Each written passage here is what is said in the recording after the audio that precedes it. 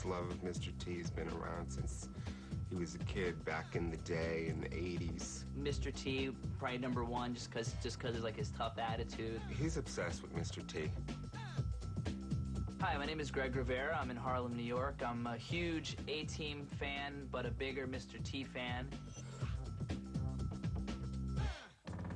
Only my closest friends and family know that I really like the A-Team, you know, and that I've got all this, you know, stuff. She's a big fan. She's a continuing fan. I've always wanted to have an A-Team van or something like it. All right, here's my plan, and God, don't laugh. Have any of you guys have you seen the A-Team? I'm Jen Danzinger from Springfield, Illinois. I'm a closet A-Team fan, and I'm building my own A-Team inspired vehicle. Ready? Let's go. The A-Team ran from January 1983 to December 1986 with a total of 98 episodes. Okay, BA, you take the right flank. I'll take point face, you take the left. Murdoch, you're on rear guard. The episodes were essentially the same thing, where you have somebody who's been trodden upon by the bad guy. He was crossfire in the retreat. Oh, Hannibal, don't put this crazy man on the crossfire.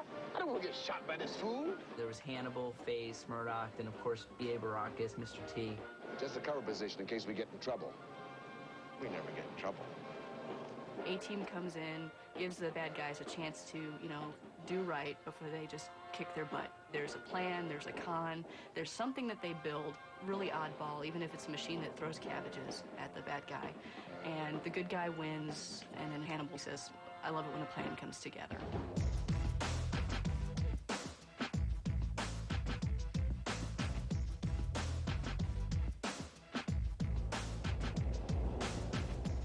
The thing I liked most about the A-Team was Mr. T.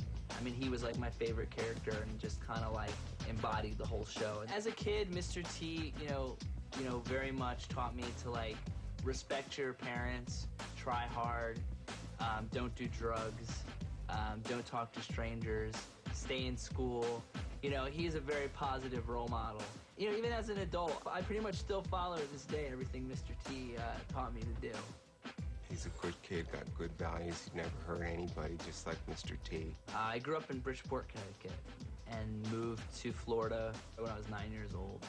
I would watch the A-Team with my dad as a kid. I mean, it was kind of like a bonding, you know, time with us.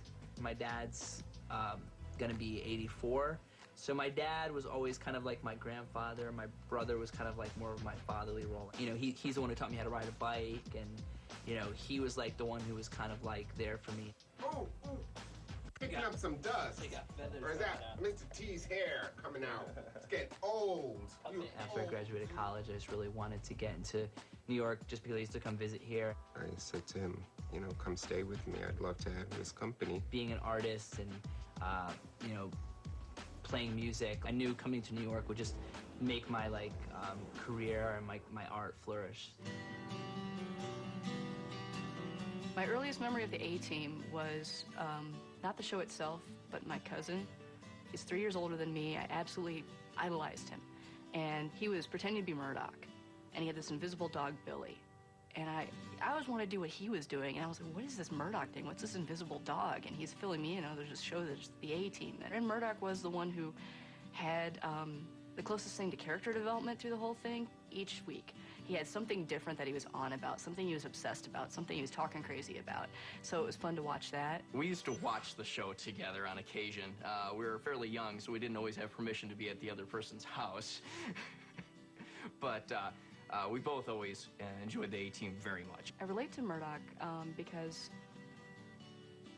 he's free to be himself.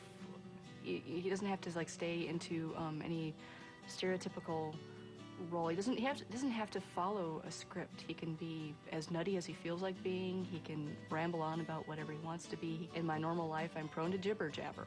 Random things pop out of my mouth.